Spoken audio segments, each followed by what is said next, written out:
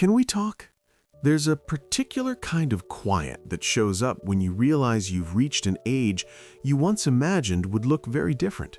Not in a dramatic, falling apart way, more like a soft pause where you take stock and notice the gap between who you thought you'd be by now and where you actually are. It can feel heavy, even embarrassing, like time has been keeping score without telling you the rules. And you might carry that feeling silently, wondering how everyone else seems to be moving forward while you're standing still, asking yourself what you missed. Here's what rarely gets said.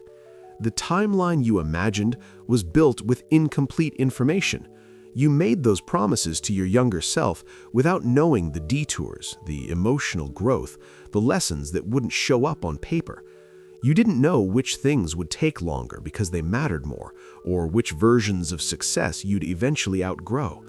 So when you look at your life now and feel behind, it's not proof of failure. It's proof that life unfolded in ways you couldn't have predicted. And that doesn't mean it unfolded wrong. Still, it's okay to grieve the version of life you expected, to admit that part of you feels disappointed or frustrated or quietly panicked when birthdays come and go. Ignoring that feeling doesn't make it disappear, it just turns into pressure. But naming it gently lets you see it more clearly.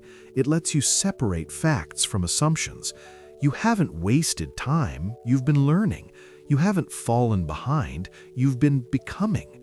Let's calmly call out a habit that tends to sneak in here, measuring your life by milestones that were never designed for you, comparing your behind the scenes to someone else's highlight reel, telling yourself you should be further without asking further according to who.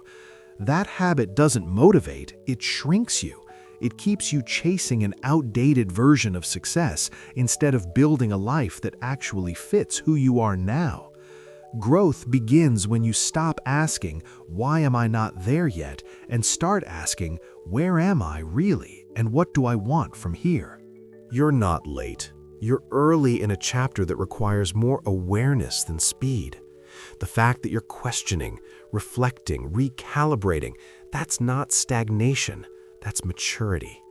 And becoming a better version of yourself often looks less like catching up and more like choosing intentionally. Choosing depth over appearance, alignment over approval, progress that's quiet but real.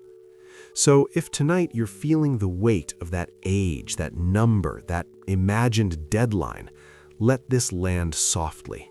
Your life is not on hold, it's in motion, even when it doesn't look impressive from the outside. And you're allowed to redefine what further means, starting now. Not by rushing, not by proving anything, but by moving forward with honesty, patience, and a growing trust that you're not behind, you're becoming.